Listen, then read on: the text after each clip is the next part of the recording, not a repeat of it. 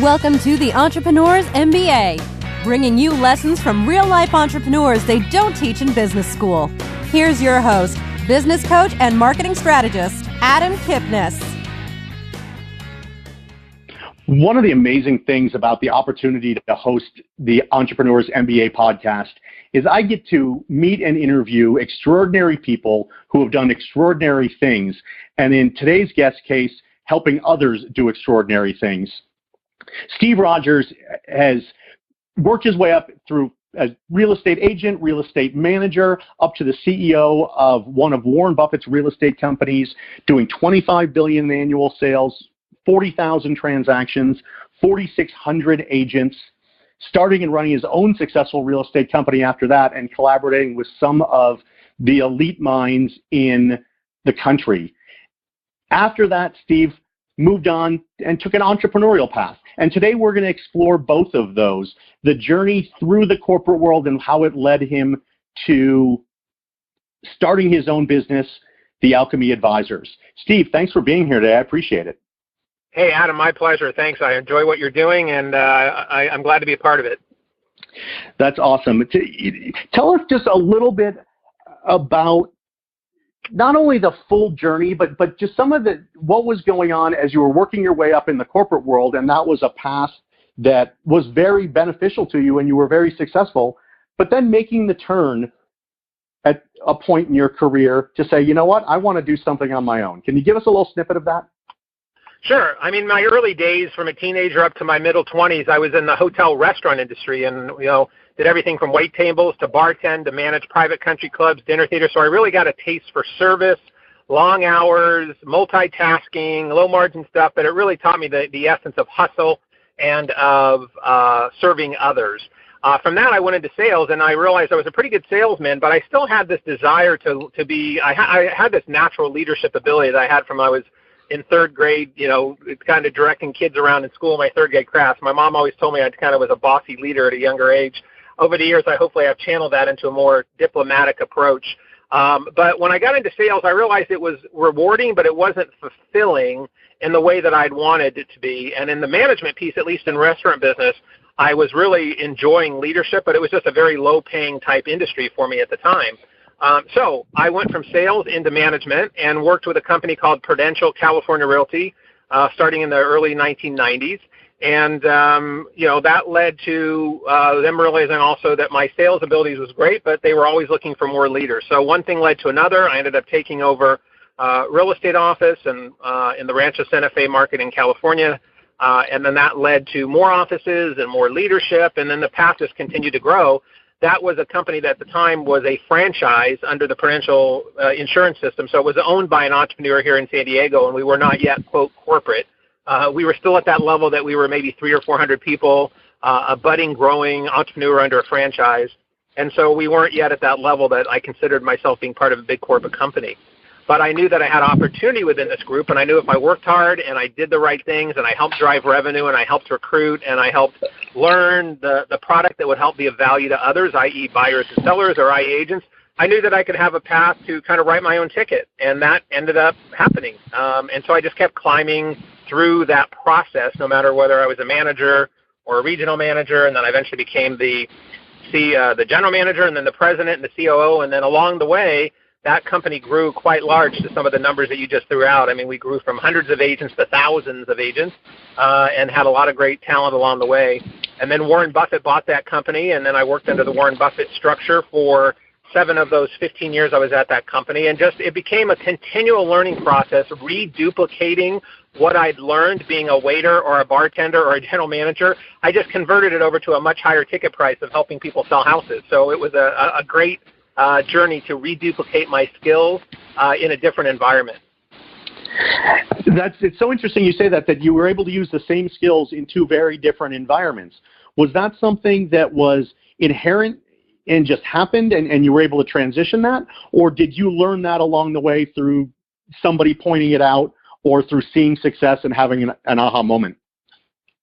That's a great question. It was really a combination of both. I mean, I'm a guy that always realized I had to learn more at the ground level and in the trenches than I did from an academic route. I kept trying to be a good kid in school and a good student in school, and I was an okay student. I was never a great student, and I'm a guy that, quite frankly, barely graduated high school, and then I went on to do a few years of community college, but I never actually ended up getting a college degree. It just was not my thing. But I was very driven and very rebellious. I moved out of my house when I was 17 years old and went out into the way of the world and realized I had to figure out how to pay my rent and pay my electric bill and pay my car payment. So I knew that meant learning all, the stuff we talked about earlier, hard work and learning from others. So I was very, very inquisitive. I sought other people who were doing what I wanted to do, and I asked them to show me, or I followed what they did, or I copied what they did. And then later, after being a teenager into my early 20s, mid-20s, I started seeking coaches, and I started going to self-improvement classes and workshops, and I really help people help me, figure out what I did well and what I didn't do so well. And then I did realize, yes, when I was in the restaurant business and realized when I was a general manager and I realized I had to learn to bartend, wait tables, be a chef, be a sous chef, be a maitre d', be a banquet manager, because many times there was problems in those departments or divisions. And if I was going to learn to be an effective overall general manager, I knew that I had to know how to do those things, even though I wouldn't do them on a daily basis. So when I went into real estate, I had that same mindset that I had to really learn every aspect of the business that I could and then focus on which part of it I was best at. And obviously it turned out that management leadership was something that you were best at. And it's interesting when you're a realtor on the ground, and for those of us that have either bought or sold a house, we get to see the life of a real estate agent.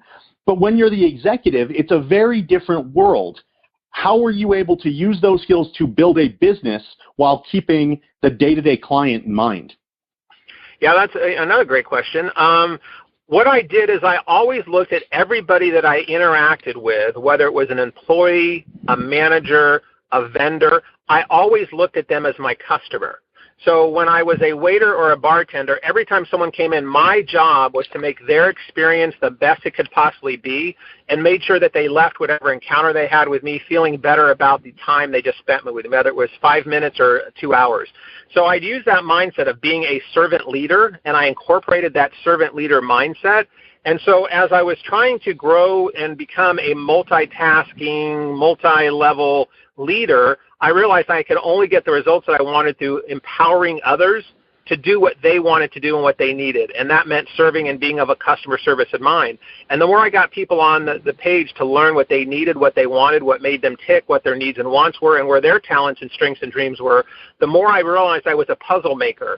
My goal then became to figure out how this puzzle of this company that I was, whether it was a division or a region or an office or a company, I realized that people were the pieces of the puzzle that were the magic that made all of that work. And my job was to have enough vision above that to keep my head at a high level, at a 50,000-foot level, to see the vision, but to be able to bop down to the trenches and the weeds, to be able to be there when I needed so I can understand the process, and then be an accordion back and forth between those things in the appropriate allocated time to make whatever results I was trying to accomplish. And as an entrepreneur, especially when you started your business, the Alchemy Advisors, and by the way, go to the alchemyadvisors.com and you can get a chapter of Steve's book, Lead to Gold. When most people are wearing many, many hats when they're starting a business, and so we have to be the accordion that you just mentioned. How, I guess, easy was it for you to transition into that many hats role coming from running a large organization? Yeah, it was easy when I realized I really had to chunk things in times, and I was not a really specific scheduler and tracker and measuring. I was more go from my gut, go from my heart, manage within the moment. But I realized part of, being part of as I continue to grow, I realized everything needed to be tracked and measured. And I realized learning even that in the restaurant business. I mean, when we had to do inventory and we had to track, alcohol use or food inventory, I realized, okay, got to track and measure, got to track and measure. And so when I went into the real estate space, also in my number of calls that I made, number of contacts I made, prospect, and I know you do a lot with people on lead generation and digital marketing and social media, and that's all about attracting and then checking your conversion and checking your result and checking your ROI. So I realized as I had to do that with time, that if I was going to be this multitasking leader, that I had to chunk my ideal, what I was trying to accomplish in the year, and then I backed into it. What am I trying to accomplish for the year with in the division, within the company, within my own personal goals, and then I back that into my goals into ideal monthly calendar, ideal weekly calendar, and ideal daily calendar that had the task of the things that would make those end results happen. And then I just did chunks of time, and I realized that one of the other things I had to learn to do as a leader, even though I was working on being a servant leader mind, I also had to learn the power of saying no. And when I said no, it was meaning, no, I'm not the right person to help you this, but I can refer you to so-and-so who can. So I had to learn the power of no, I had to learn the power of calendaring, the powering of schedule, and the power of accountability and tracking and measuring. And within that, my time funnel of my own personal time and effort in my personal and professional life had to go through that, and still does, has to go through that funnel for me to have a working life that fits my outcome. So for you, you had to use your time in order to find better ways to use your time. That's correct. Exactly. That was my commodity, and that's everybody's commodity. So I realized if it wasn't on my calendar, it didn't usually get focused on, and if it was important enough to do, then it should be on my calendar, and it should have an allotted amount of effort and time and preparation before and after that, depending on whatever small or big thing that might have been. And then it becomes the power of delegation. Luckily, as I continue to climb the corporate ladder, I then was lucky enough to have team members and staff and, an executive assistant. Eventually, at the peak when we had, 110 offices in Southern California, I even had a driver. So I had an executive assistant driver that would drive me from LA to San Diego or from San Diego to the central coast of California. And I made use of my time in the back of my town car that was being driven. And even though people thought it looked like a luxury, oh, how cool you get to be driven around. Well, every 5 minutes of that drive was being incorporated to be on conference calls, to be doing research, to be returning emails, to do planning for my speech or wherever I might be going. So it was a complete use of monetizing the time that I had to get the results, again, that I was looking for the company or for myself. And so for those of us, maybe we don't have a driver, but we still have those blocks of time that we have work to do, but we're not taking advantage of it. And that was one way you found to take advantage and use that time to its greatest benefit. Correct. In your book, Led to Gold, which I had the opportunity to read recently, Steve and I met a couple of years ago. I had his book, and I took it with me on a long vacation as I was sitting by the beach. And there was a really poignant part of the story where you're standing in the rain, having a call on a payphone, of all things, with your wife, and you said you knew you had to turn yourself into an entrepreneur. What was going through your mind in that line and that phone call? Well, thanks for reading the book and the chapter. I appreciate that. That was after I had that was after I had climbed the corporate ladder and being in a corporate company for 15 years, and then the meltdown of the real estate market happened in 2007, 2008, and part of my task of being a CEO was closing pretty much half of the company and firing people left and right, and closing about 40 of our 100 offices. And then a week before Christmas in 2008, they came in and I got fired. So I found myself out on the street, and I realized when that happened, here 15 years of my life and energy and effort helping build a company was now for naught. And I'm sure people on the call have either known of someone who's been fired or maybe they have been fired personally. And it's not a great feeling, believe me. I mean, whether you get fired in a relationship and you lose your romantic partner or you lose your business partner or a partnership, it's never a great feeling. And many, many things go through your mind. But it was a pouring down rain day, which is not usual in California. They had to take my cell phone and my laptop and all my stuff. My car happened to be in the shop that day, so I had a loaner car. So literally I did. I pulled over the side of the road and wondered if they even made payphones anymore, and stopped at an AM/PM and called my wife from a payphone and said, "Honey, are you up for a big adventure?" As her voice started cracking and the tears started. And I said, look, they didn't fire a CEO. They just burst an entrepreneur. And so I realized in that moment I had to make an immediate shift, and that's part of what Led to Gold is about. My company, Alchemy Advisors, really helps people focus on transitioning and transforming and evolving. And sometimes a brick upside the head is exactly the jolt and the power you need to propel you into your next level of life, even if you thought the level of life you're at right now is exactly where you're supposed to be.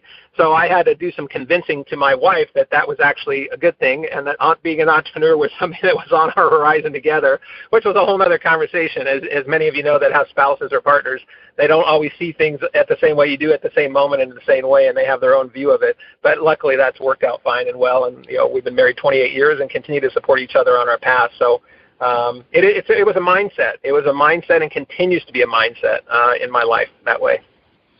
It's amazing because I've had those moments with my wife, and she stuck through me, and a lot of people that are listening either don't like their jobs or they're not having the success in their entrepreneurial journey that they're hoping for, and they're listening for nuggets of wisdom from people like you. So thank you for sharing that and how you overcame it. Now you went from the working for Warren Buffett and his company, the transition out of that job, and I know that you took some time, you made some phone calls, you found out who your friends were now that your lifestyle was a little bit different now that you weren't the CEO of a large company, and you went back into real estate for a few years, but then you transitioned into becoming a business and personal coach.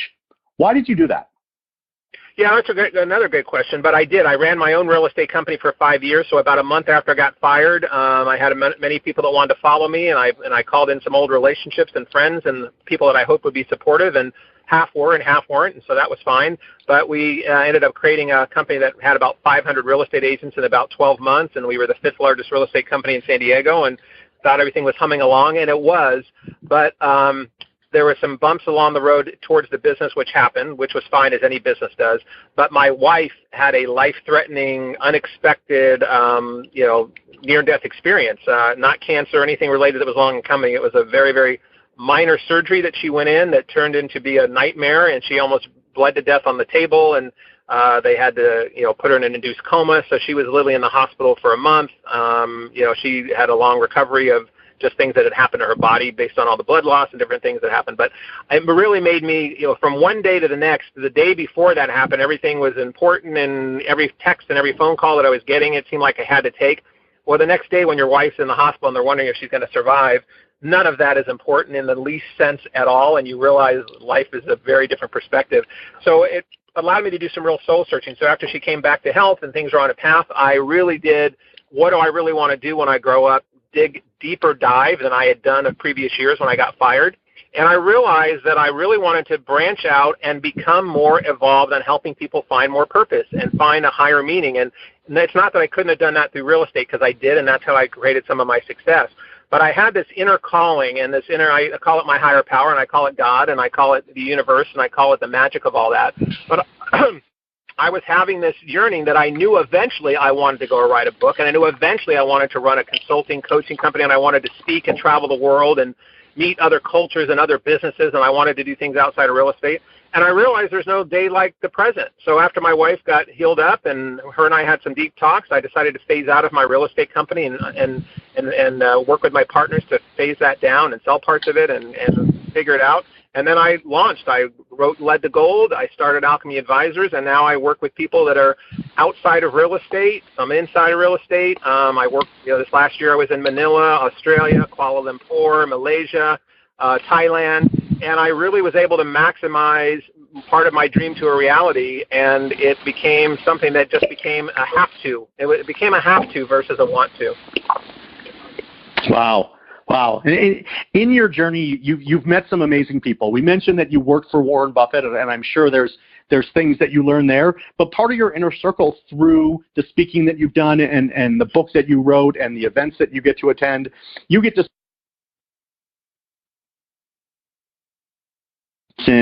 and Marshall Goldsmith.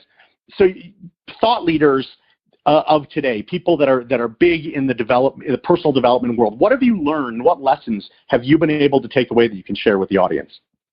Yeah, and these have been some amazing people, just been great gifts in my life. And part of them I met when I was climbing the corporate ladder, and I hired them as speakers or coaches, or I was on panels with them, and I stayed in touch with them.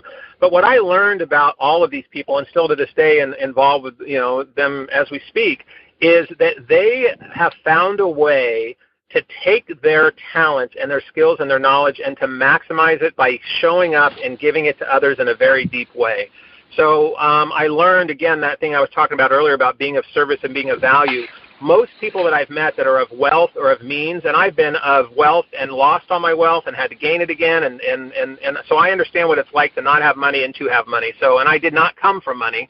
And like I said, I moved out of my house when I was 17 and had to struggle for many years to get on path. But whether it's Marshall Goldsmith or Brian Tracy or John Asseroff or whomever it might be, is they realize not only for themselves, but other people they have worked with, when people get to a certain level of success, many people go, is this all there is?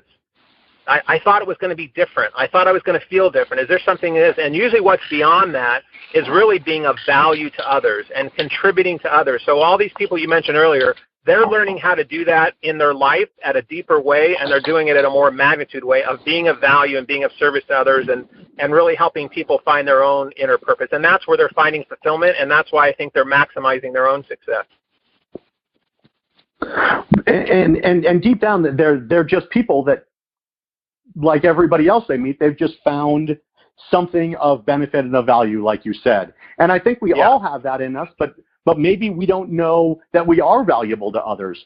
So how do you think about like your mindset and when you had 4,600 agents and you had to coach and mentor them and help them in their journeys, and now with your current clients, how do you help them understand that there's extreme value within them that they can be delivering to others?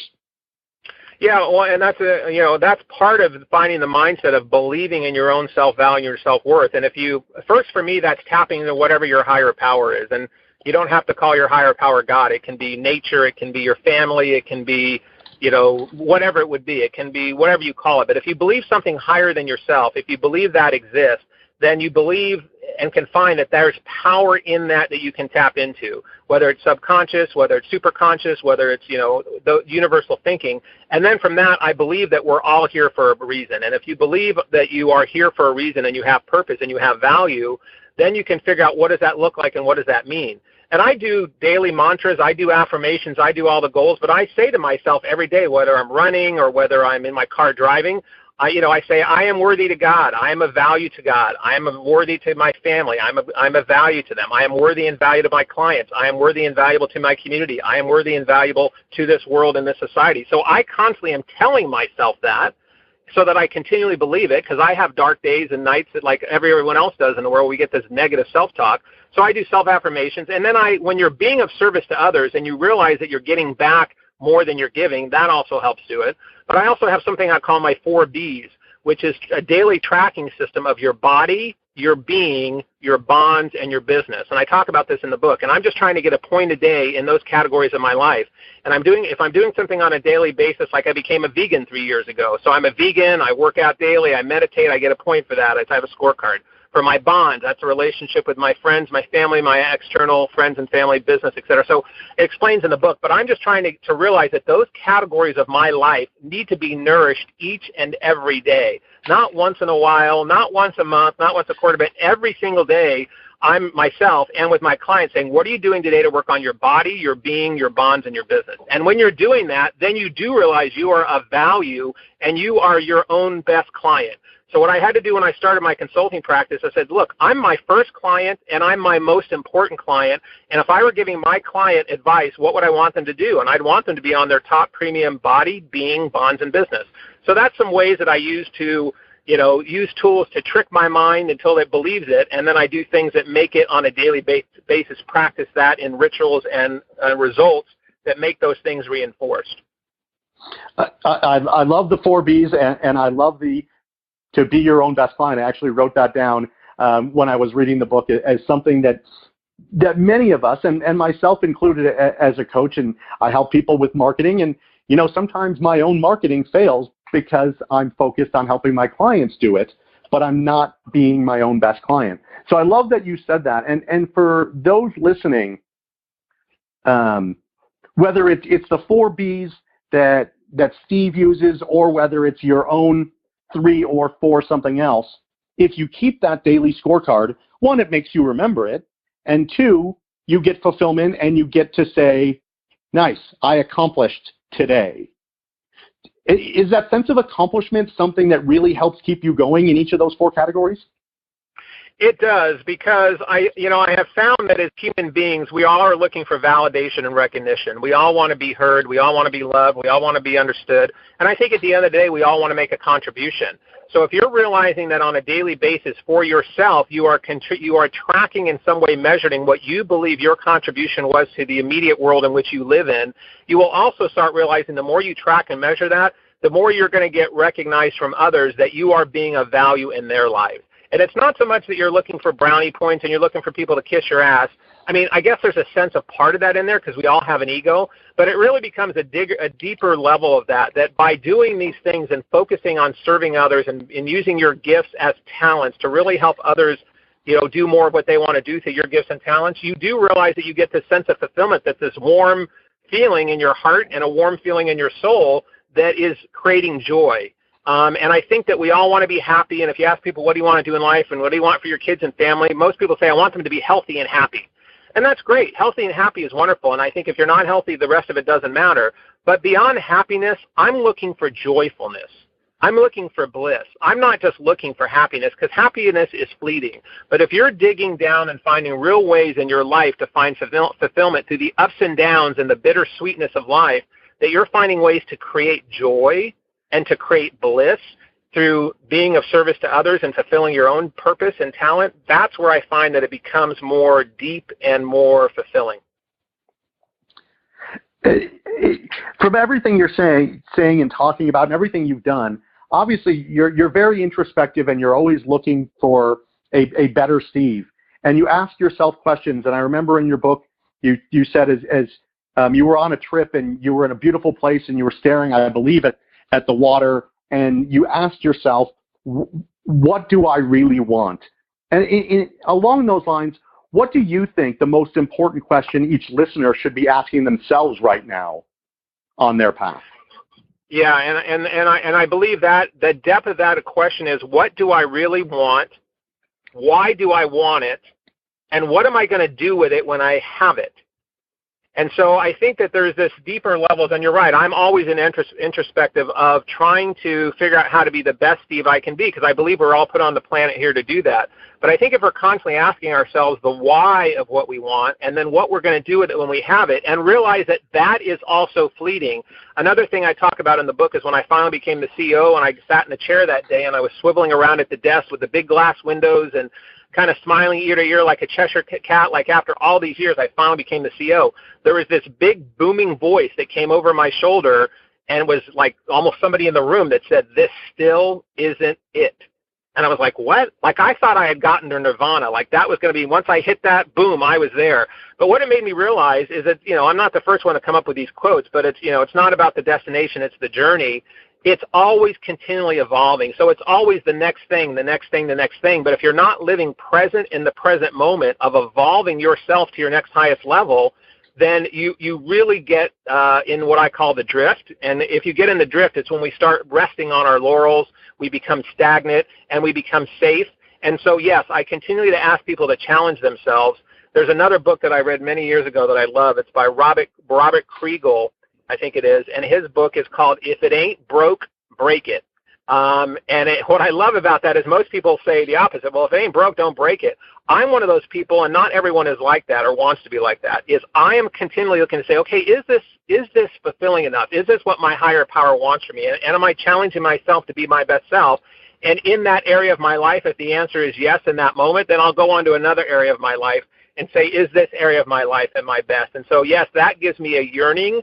No matter if I'm 35 or 45 or I just turned 55, I still have this mindset like I've always felt like I was 40 years old. Like from the time I was 20, I felt like I was 40. When I was 40, I felt like I was 40. When I was 50, I felt like I was 40. I don't know why, but this snapshot in life of my knowledge, my wisdom, my skills, my energy, that I feel like a very vibrant 40-year-old. And I'm hoping when I turn 70 or 80 that I still feel like I'm this vibrant, wise, ready to go 40-year-old who continues to evolve in body, being, bonds, and business. Well, thank you for that, and thank you for the nuggets of wisdom and for sharing your story.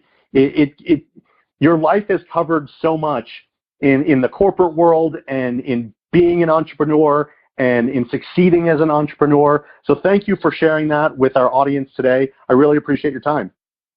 You're welcome, Adam. Thank you so much, and keep doing what you're doing. And you're right. If people want to go to my site, thealchemyadvisors.com, they can get a free chapter. And if they private message me on either LinkedIn or Facebook and let me know that they got it, or just shoot me an email, I will send them over the attachments that are bonuses that go with that book. That are some worksheets that help on some of the things we just talked about. And if there's any issue at all with the site, or there's a glitch in anything, again, you can get to me on LinkedIn or Facebook, and I'll make sure my assistant gets it over to you if there's any glitches and anything that might happen. Thank you. That's a great offer. Appreciate it. And thanks, everyone, for listening to Steve Rodgers. Hopefully, you go to his website, The Alchemy Advisors, and download that chapter of the book, and hopefully buy the whole book, because it's really an amazing story and great opportunity to learn. Thanks, Steve. All right. Thank you much. Thanks, everybody. You've been listening to the Entrepreneur's MBA. Download Adam's free book, How to Make More Money in Your Business, at www.freebookfromadam.com.